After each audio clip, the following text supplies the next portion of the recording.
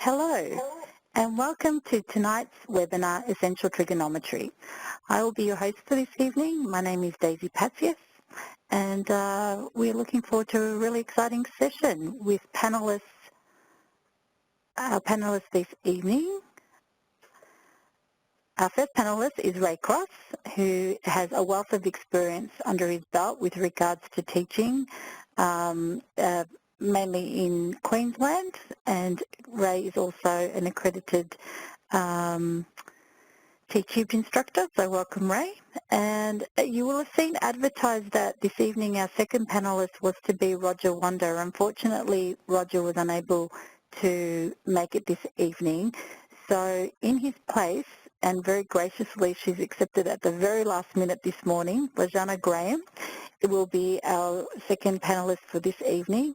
Bajana, as per Ray, has a wealth of experience of teaching both the VCE course and the IB courses. So we welcome both of them here this evening.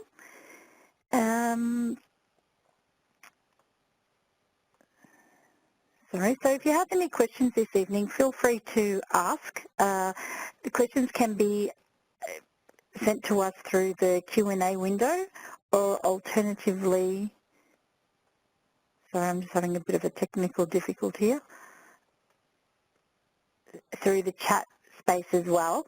So if you're sending it through the chat space, if you could just send it to the host, and that'll come through to me, and we'll endeavour to answer your question this evening, if not, certainly after the actual live event. If you do happen to get lost and switch to another application, to come back to the webinar, all you need to do is click on the icon here, which it looks like a globe, and that'll send you back to the webinar. And then after this webinar, if you wouldn't mind filling in the feedback form, that would be wonderful, because basically that's how we learn to improve what we offer, as this medium of PD is here for you, and we want to make sure that it's the best type of PD we can offer.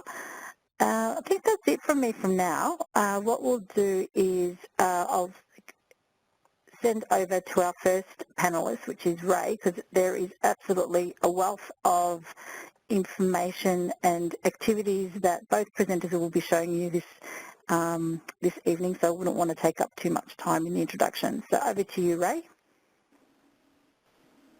Thanks, Daisy. I'm glad all I've got under the belt is experience. I've been working on that lately. Hopefully you can see my screen at the moment. And, yes, we can see your screen.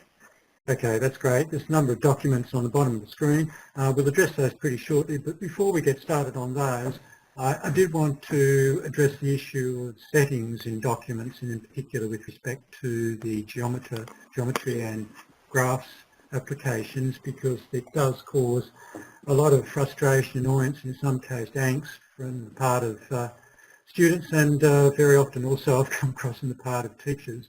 So let's just insert another document, and very quickly I'll just insert a geometry document, and within that the setting, a global setting actually within that document for a geometry or a graph or a calculator or whatever can be found in the document settings, as I just indicated. And with respect to angles, you have an option of radian, degree or gradient. We won't worry about gradient too much tonight. Usually it's set in radian.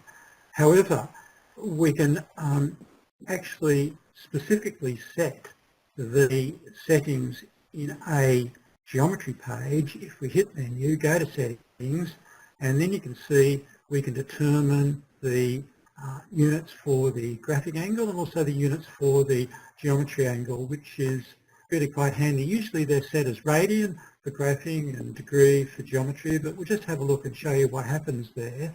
So we're in a geometry page. If within that page I insert a triangle, for instance, like that, and if we measure the angle at one of the vertices in that way, you can see clearly that it comes out to be measured in degree units.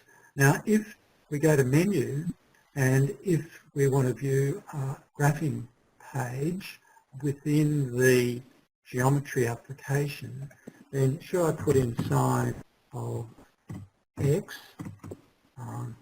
and enter that, you can see because we're set for graphing in radian mode, it graphs quite nicely. So we've got that working very well. We've got radian set for graphing and we've got degree set for the geometry page. Now we can change that. We can go back to settings and we can change this for to degree for the graphing angle, and the geometry can be changed to, for instance, radian, and press OK, and you can see what happens. This is the sort of thing that happens very often with students, sometimes with teachers, leading to a bit of frustration. They get a graph like that, they don't know what's happened. So you can see that this occurs. Now, if we were to insert a graphs page, it doesn't quite work in the same way.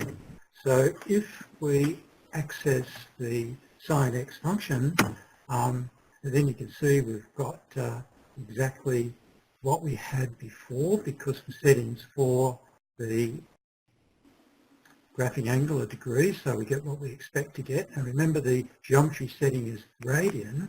So if I go back and quickly do what we did before and actually construct a triangle, for instance, just somewhere or other, it doesn't matter where it is, and then we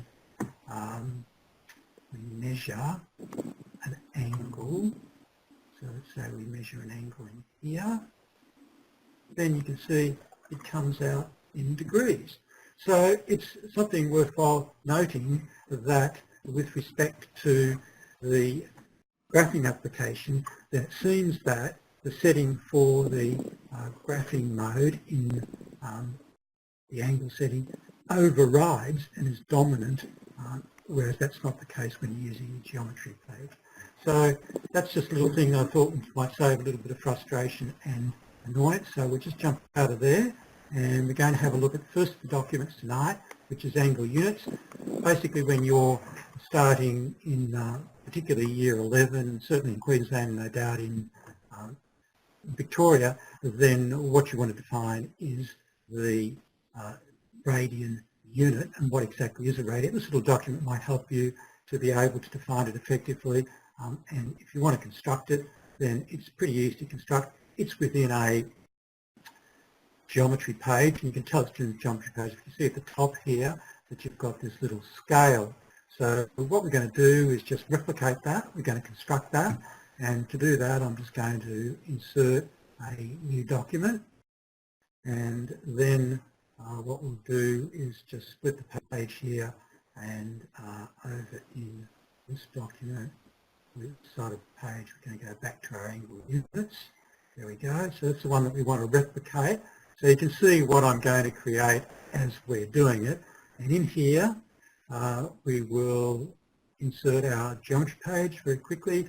And you can see the first difference is up here you've got 0.1 of a centimetre, where over here you've got 1 centimetre. So if you want to change a unit, just click on there and just backspace and put in 0.1. And then that means that this little length represents 0.1 of a centimetre rather than 1, which is the default value. Within that geometry document, to insert a circle, just go to Menu, Shapes and Circle, point where you want the centre somewhere or other, and then out here for the circle, so that defines the radius. So let's enter that. And then we want to replicate this, so basically what we'll do is put in a couple of segments, so we'll go from there across to there, and another segment from there, from here, maybe to there, like so. Now the next little bit is a little tricky. We need to establish a circle arc.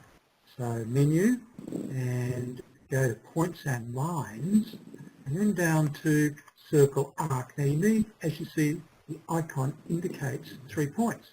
So click on that point, click on another point just above it, and then click on the third point being the end of your previous line segment.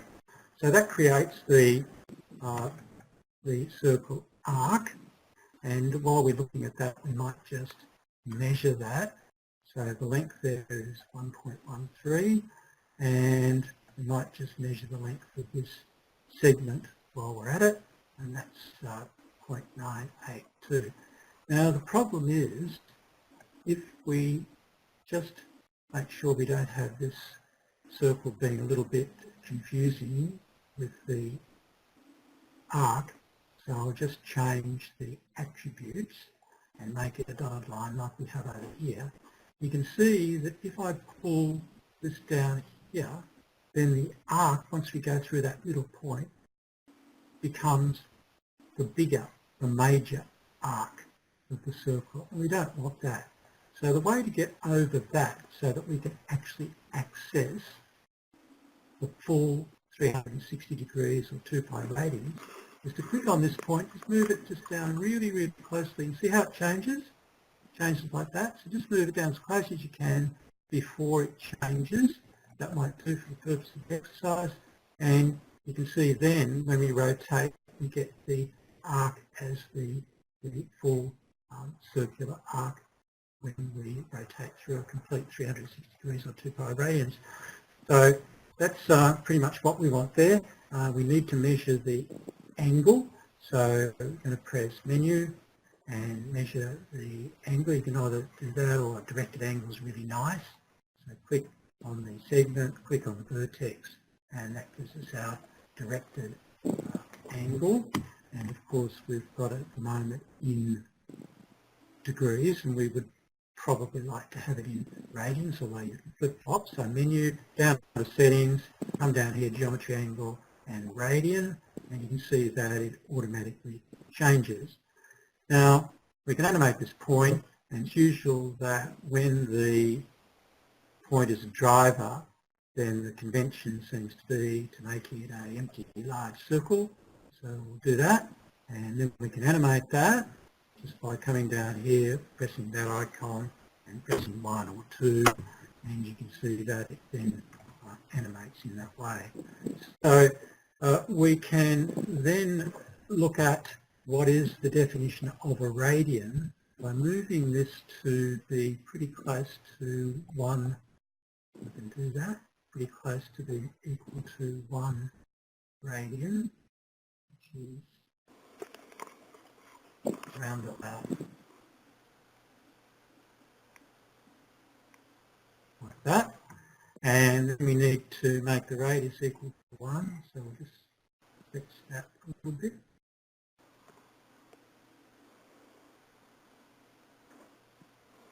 And now within this minor error here, you can see that the definition of a radian is that it lays out a length along the arc of the circle which is equal to the radius of that circle. So if we pull that out, you can see how it changes.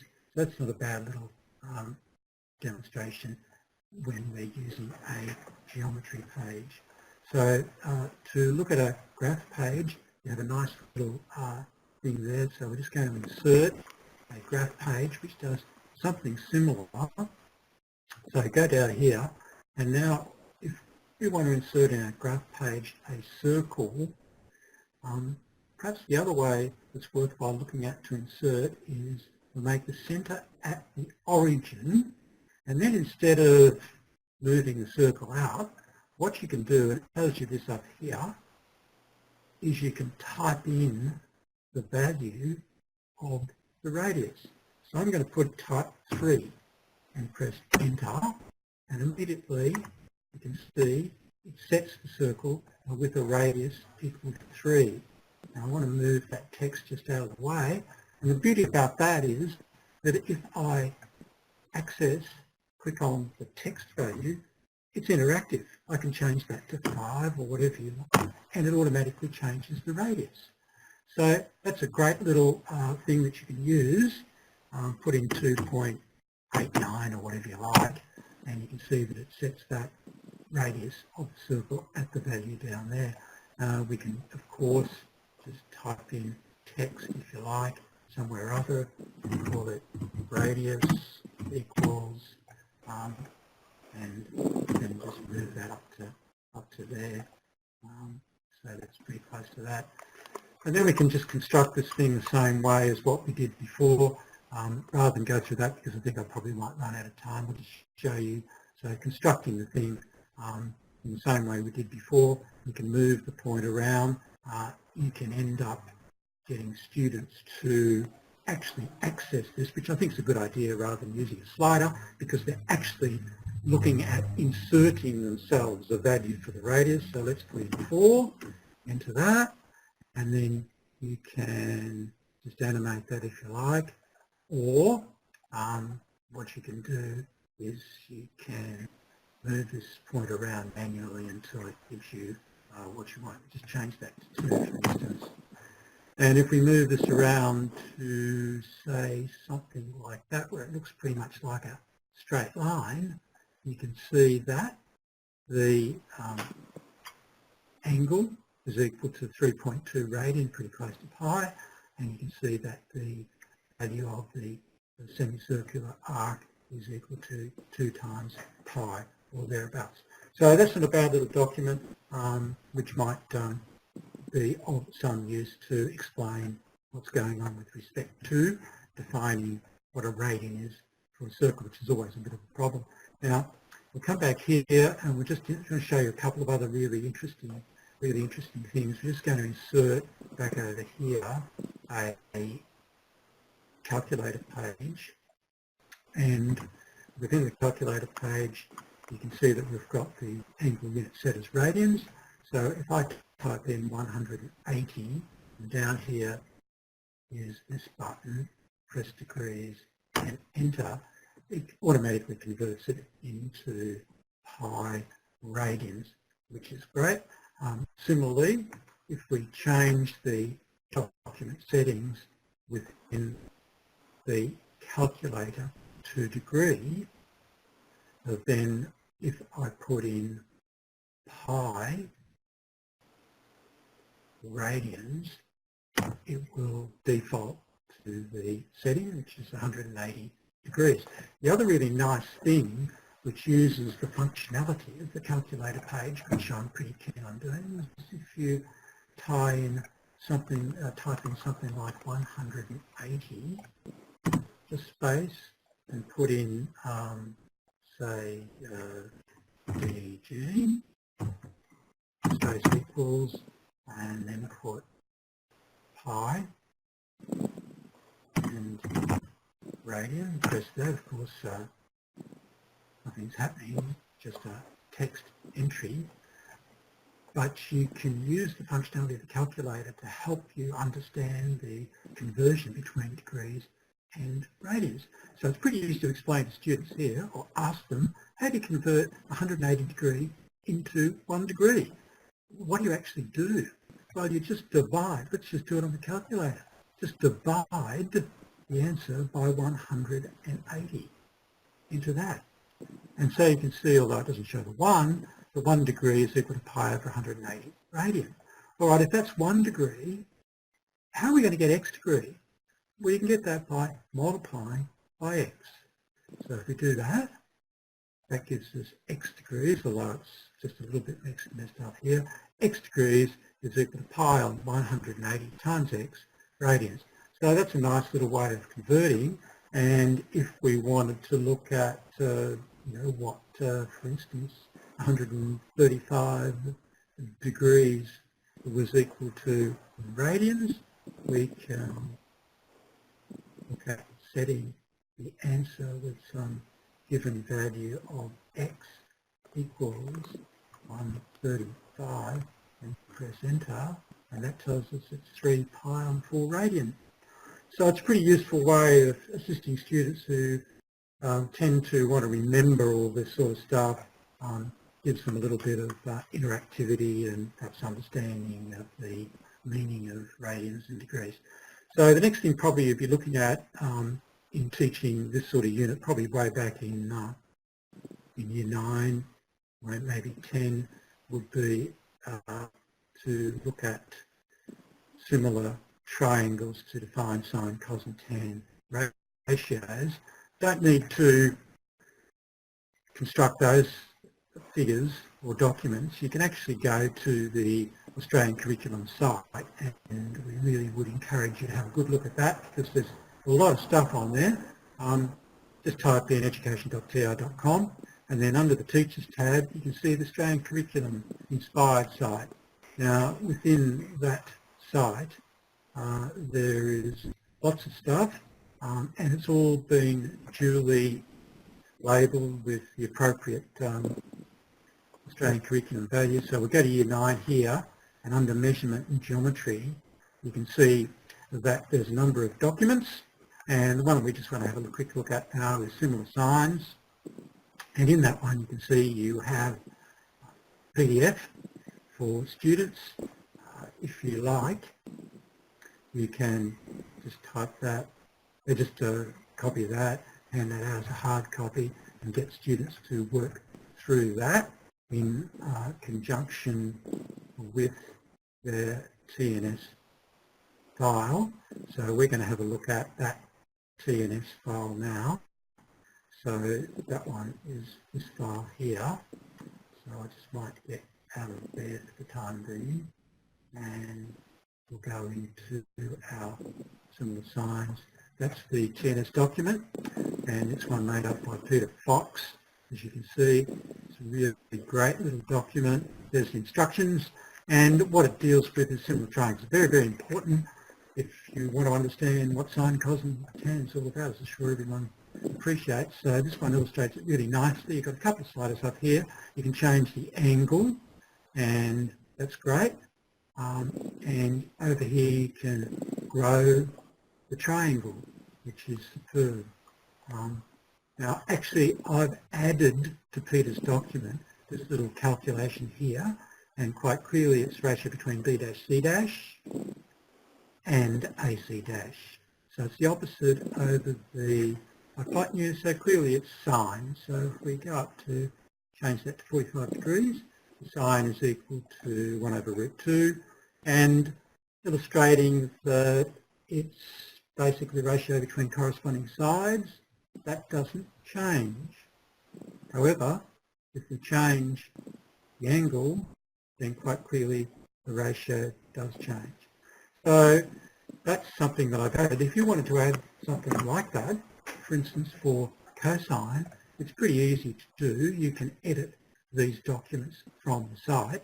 Just go to Menu, and the first thing we'll do here is we'll actually insert a segment.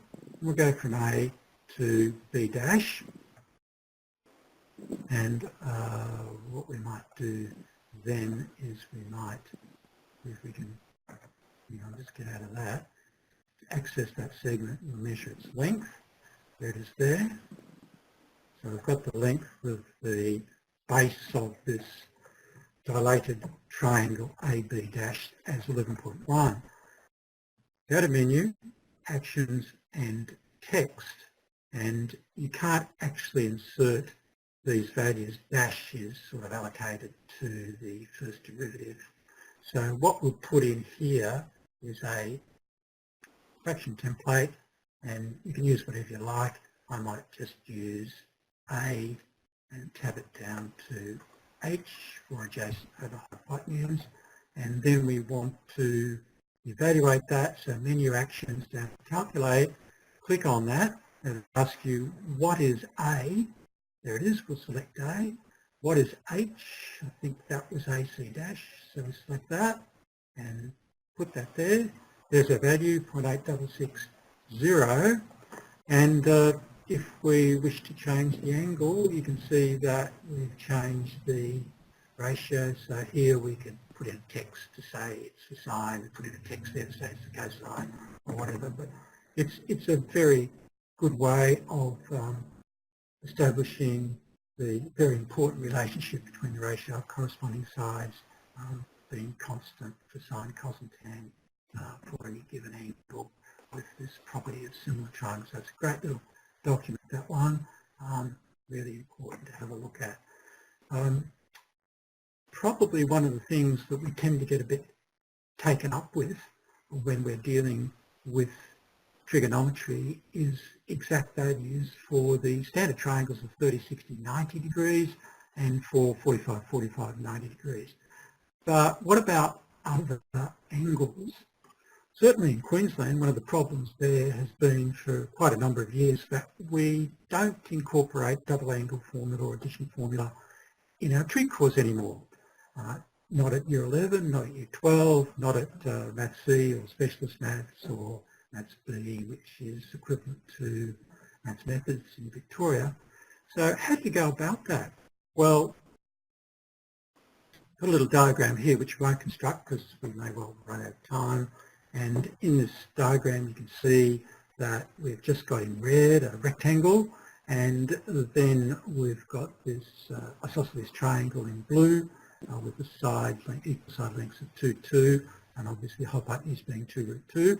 And down here we've got our standard triangles of 60, 30, 90. This is a graph page, and I've just labelled the points 1, root 3 plus 1, and so on.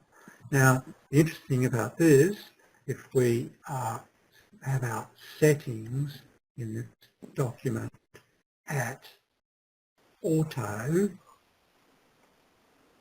then what we should get is exact values for 75 degrees and 15 degrees sine, cos and tan.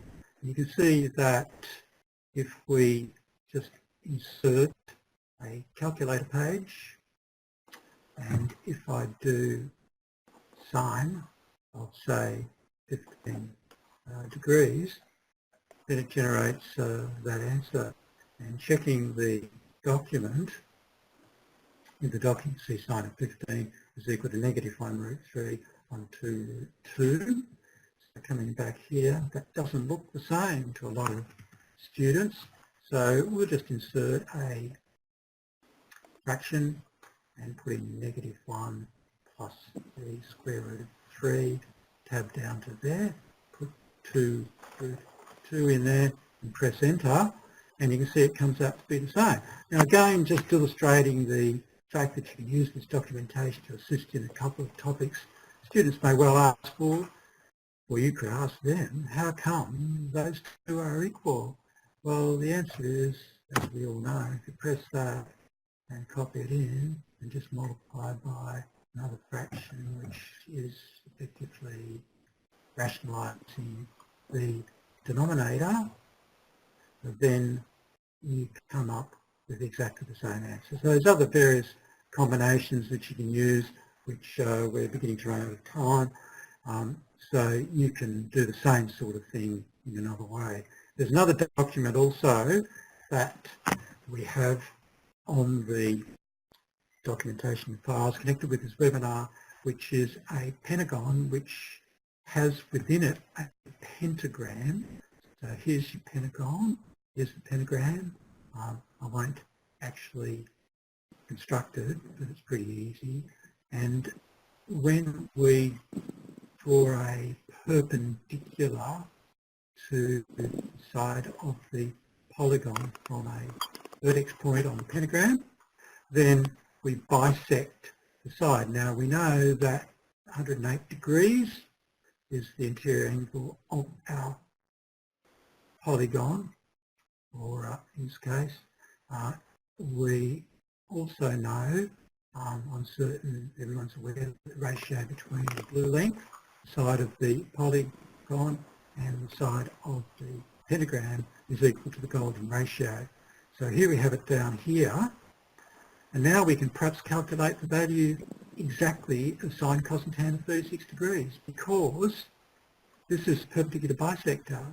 Down here I've got A and B defined as the ratio of length, blue length to the red length, comes out to be 1.618. You can actually edit this, just put in a 2 there. If I do that and press enter, you can see you get this.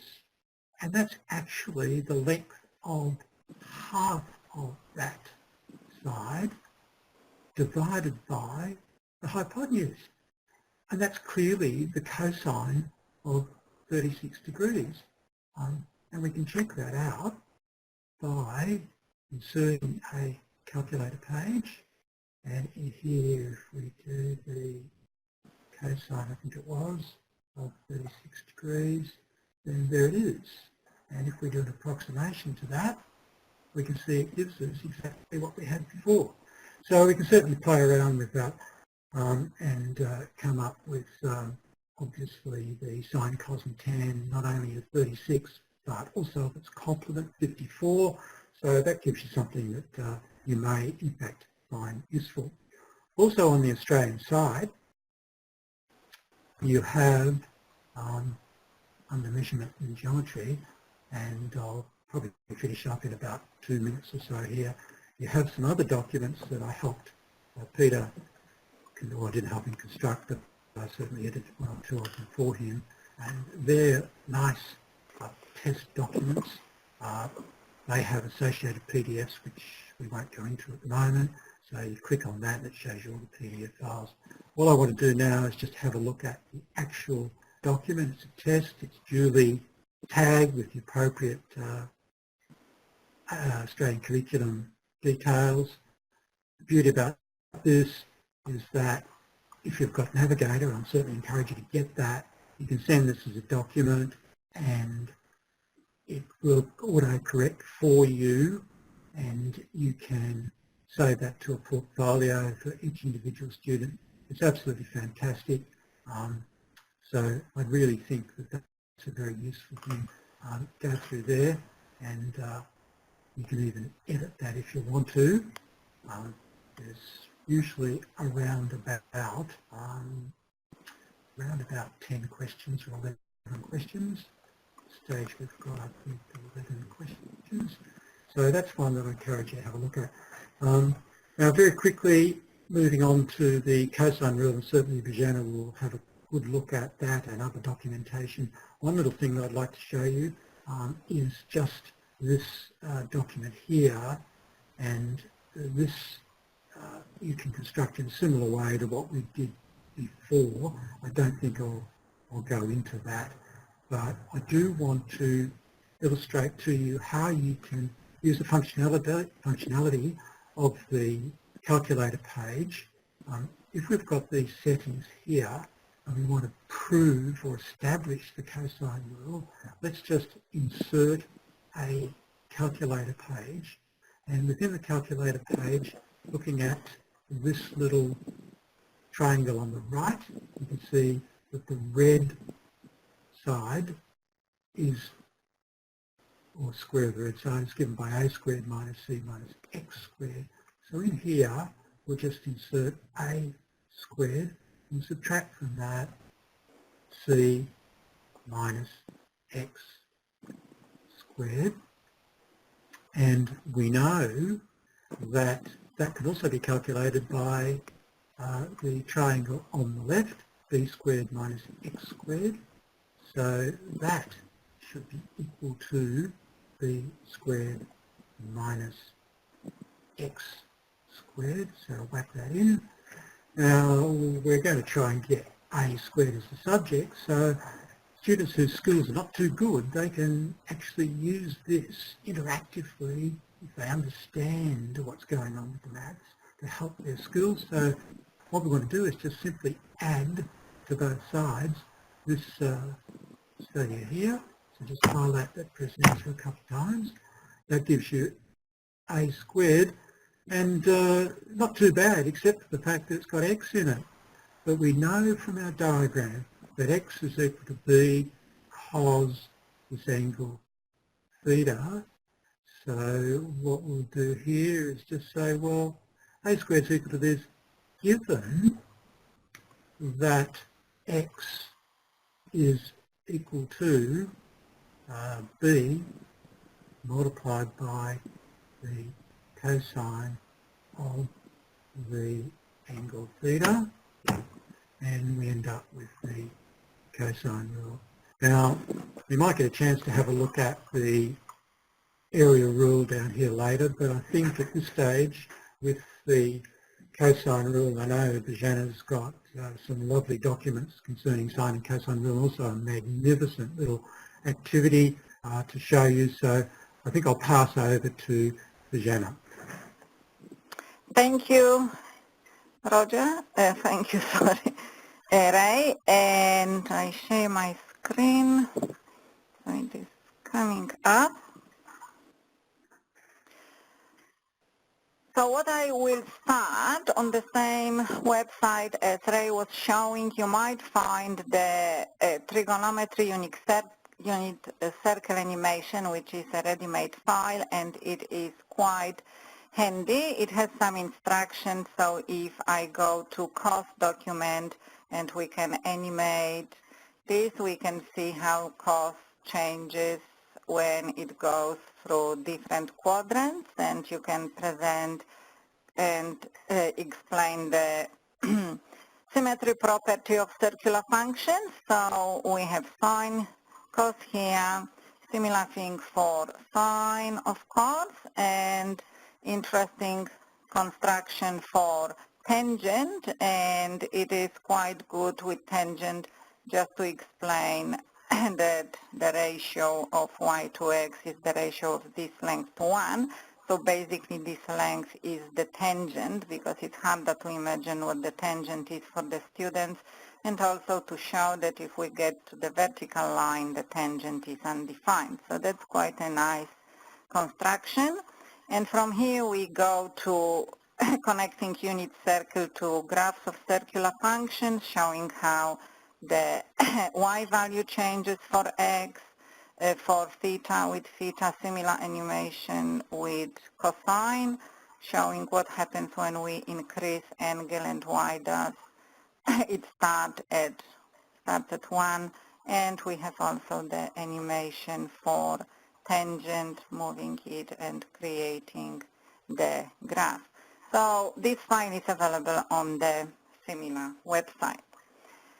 Now, the construction here I have is illustrating the sine rule.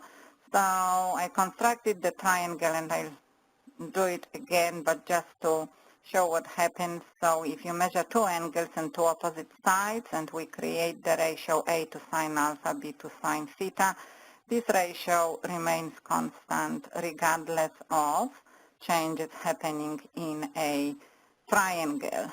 So if I insert a new document and I wish to use the geometry page, and I go to shapes and I want to insert any triangle, then what I need to do, I need to measure the angles.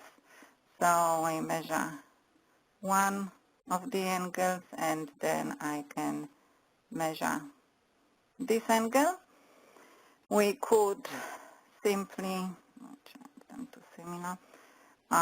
If we go inside and move back, I might name this angle. So if I go to my template and I say alpha and I say equals, so that's my alpha, and I can do a similar thing here. And this time I will call this angle beta equals. So I have those two angles, and then what I need to do, I need to measure the opposite sides. So I go to menu, measurement and length. So if I have this angle, I need to measure this side, and opposite angle alpha, I measure this side. And I do similar thing, so I might call this side B equals, and I might call this side as A equals. So I have all the measurements done, and now what I need to do, I need to create the ratio. So to do that, we need to use a text. So I enter text, and I will use the fraction, and I will say I want A over, you can type, or get sine of the angle alpha, and close the bracket, and then the other one is B over sine of the angle beta, enter, close the bracket so it looks nice.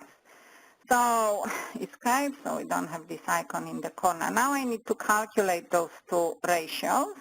So I go menu and actions and calculate. So I want to calculate this expression. So I say yes. Now what is my A? So I say that's my A and select alpha. That's alpha and I put the number here. Do the same there. I want to calculate this expression. It's asking where my B is. That's my B. That's my angle and I put it there. Escape from the top. I can move it a bit closer, but it doesn't want to move now. There. And there, and now, as I showed before, I can change this triangle, move it around, and I can see that those ratios are constant, which is a nice thing to do with students, and you can play with some color and so on. You can do the cosine rule in the similar way, so this time triangle 1 and 1 angle and 3 sides, and we know that the opposite side is 13.3, so you enter the formula and do the calculate, and we have the square root of b squared plus c squared minus 2bc cos alpha, and of course this value will be equal to the opposite side because we know that a squared is that, so if we square root we get the value. So it is just to show sine and cosine rules. So I close those at the moment.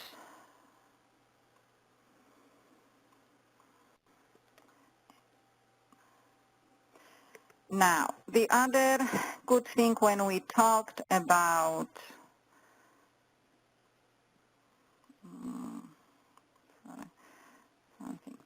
constructed this particular function here, which is just a times sine x, and I measured the amplitude. So again, I will show you what's the easy way of doing it. So I need graphs, I'm in radians, so it will work. And what I do here, I say a times sine of the angle x. Now once I press enter, you see now in operating system 4.2, it will automatically create a slider for A because it recognizes it's the pronumeral. You could have A sine n x as well and do two sliders, but I will do at a time. Now with the varying amplitude, we don't really want negative values because that would confuse the students too much. So let's go 1 to 5. And we'll change the value by 1. So we can have a nice animation, and I can minimize that and move it out of the way. So of course it will show what happens, but it's even nicer if we can show this amplitude. So if I go open my equation, but this time I want graph entry line, and I want the vertical line, and we know that the line needs to be pi over 2. So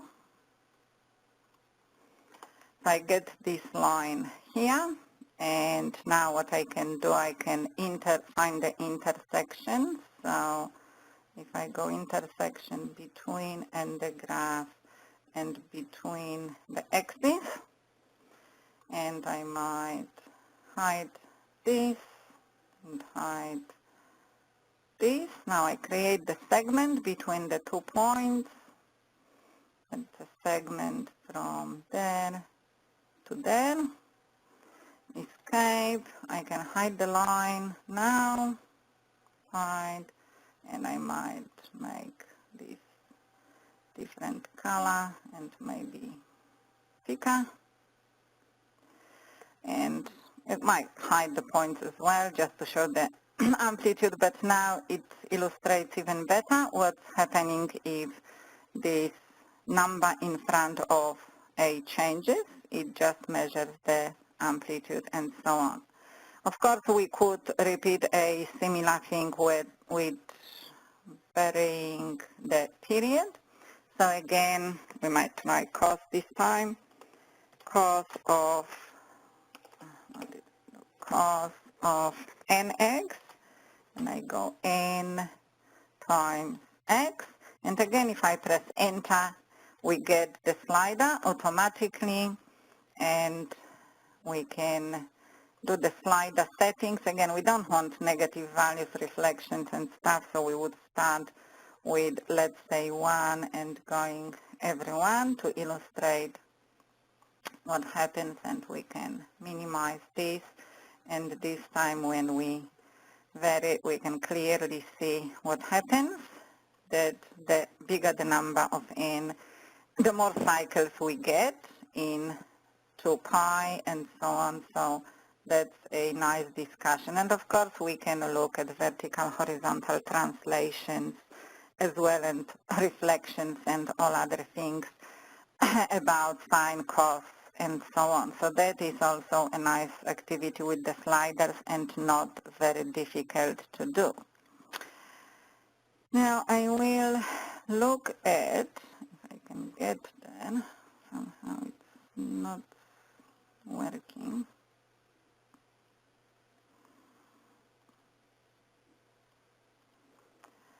Okay, we have to open this document again by the looks of it.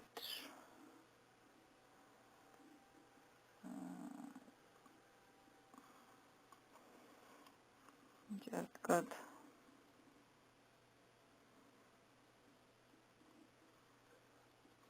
webinars 216. Hopefully it will open. Okay. So this is applications of circular functions. So we're looking at the position of vertical position on the Ferris wheel, and we'll consider particularly the London Eye here, and the task for the student is to find the trigonometric functions, and they can start just with sine regression and then try to get the rule for the function using their skills and knowledge of circular functions. So that's a picture about the London Eye. So it takes 32 minutes for the full revolution, and the bottom is 2 meters off the ground, and we know the radius. So these are the information which are given here. So the diameter is 136 meters, and it makes one complete revolution in 32 minutes. So they need to look at the diagram, so it's good to have a printout, and then we ask them to complete the table. We might start with giving them some values. So if we go back to the diagram, we call H1 is the position of the rider above the ground, and H is the position of the rider above these 0.2 meters there. So they shouldn't have much difficulty trying to complete those values, because we go really at the easy points. And now I would say that we'll create just time and height, which is the height above the ground. So if we have this table done, now we may enter the graph and say, if I have time here and I have height there, I will get those points, which is not that many points, of course, but what we can do, we might do regression, and we do sine regression. So it's better now. It looks a bit more like a sine graph, and there are some numbers, and the good discussion in class is for the students to make sense of those numbers.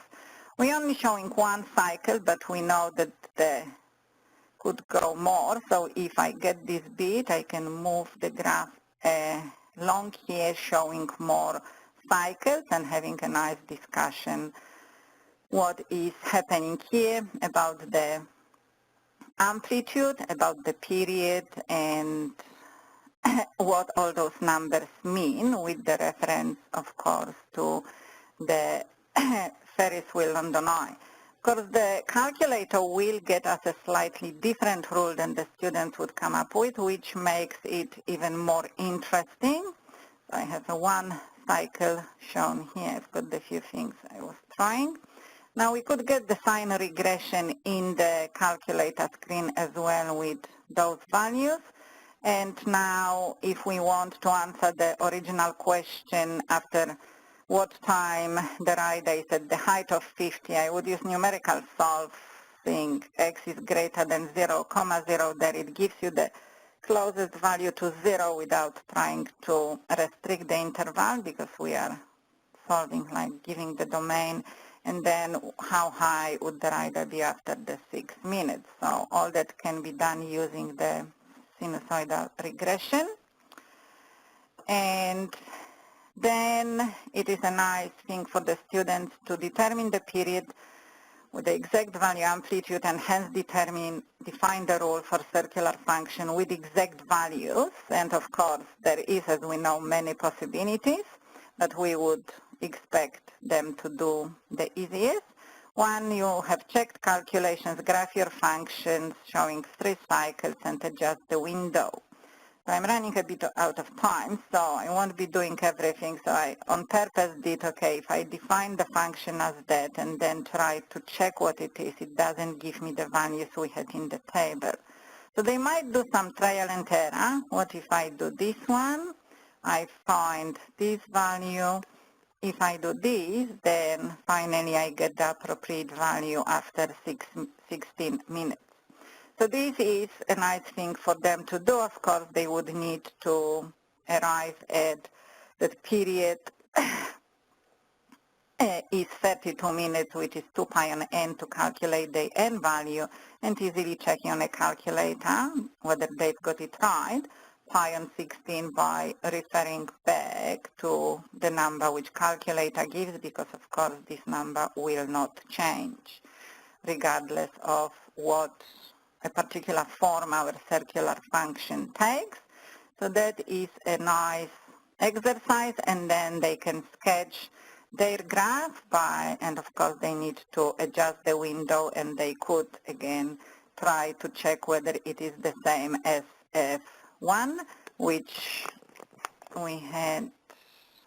I'll just go back F1 here so they can check whether those two graphs match if they put their rule and then they go F1 in X, and they of course need to get the same thing. So they might play with that, and it's a nice discussion which numbers determine the amplitude, the vertical dilation, and so on. And also there is further discussion if that was the height above the ground. What if we want the height above these 2 meters?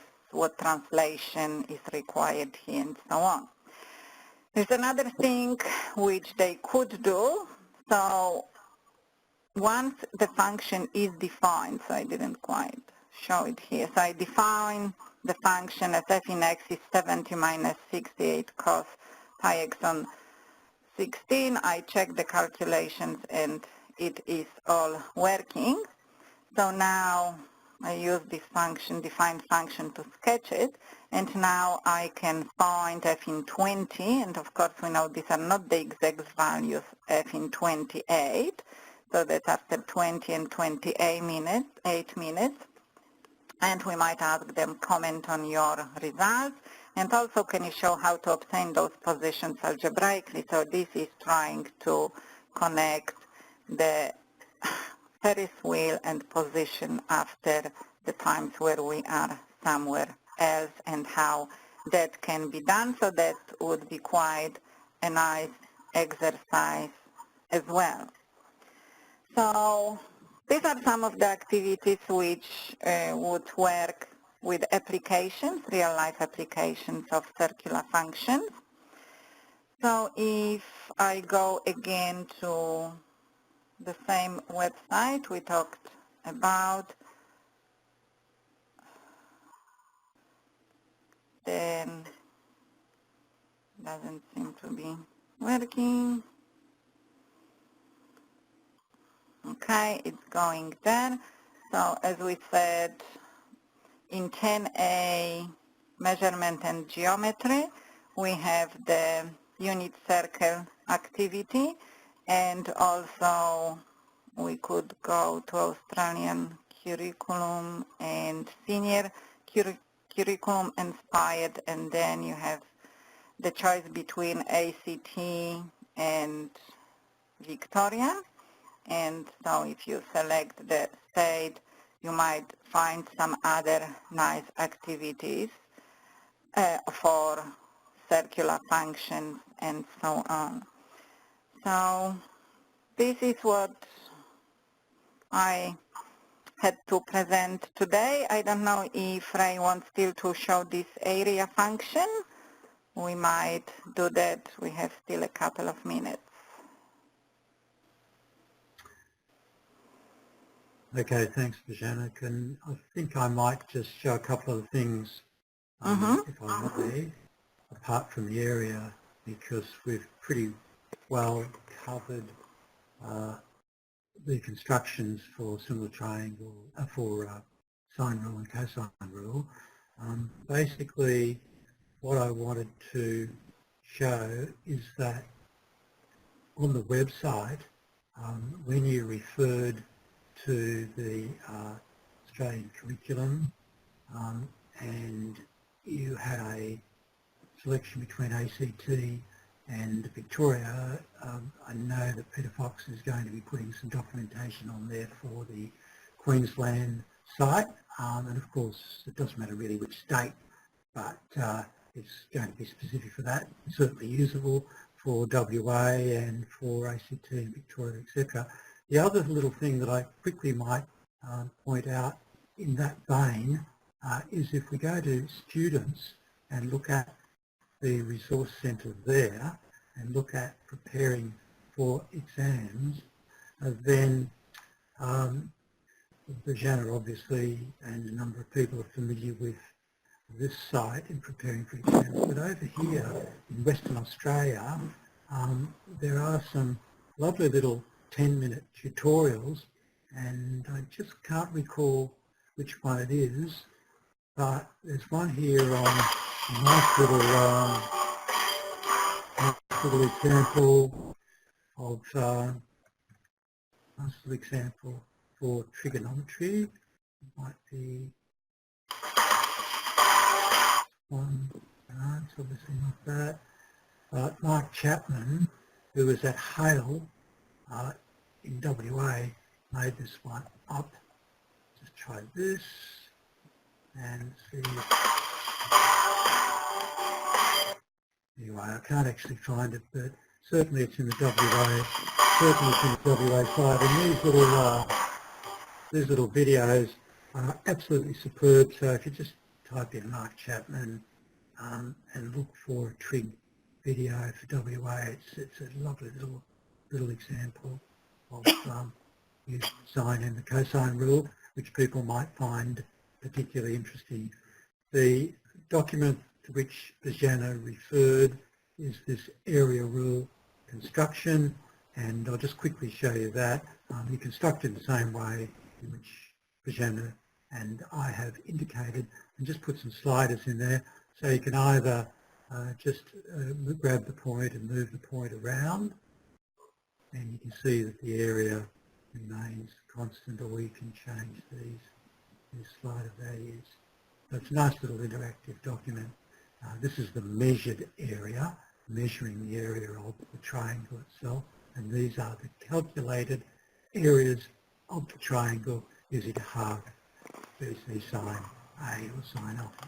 So I think that's pretty much covered most of the things. We hope it's been of interest to people and they've gained some sort of information out of the work. Certainly I have, from what Bojana has presented, and thank you very much for stepping in at short notice, Bojana, and over to you, Daisy. Thank you, everyone. Well, this evening has come to an end, and it has been a wealth of resources that we've seen tonight. Thank you to both Ray and Bojana for presenting some very interesting files and ideas. Hopefully you can use in your own classroom. A particular thank you to Bajana for stepping in last minute to cover for Roger. We really appreciate it. The files that you've seen today will be available for you to download. They'll actually be attached to the on-demand recording of this webinar, and you'll receive a link for that in the next couple of days. So that email will come from me, and it will have your link to your certificate of attendance, as well as a link to the on-demand recording with the files that you've seen tonight, and I think a few more to be honest. So thank you very much again for attending. Thank you to our presenters. Please fill in the feedback form.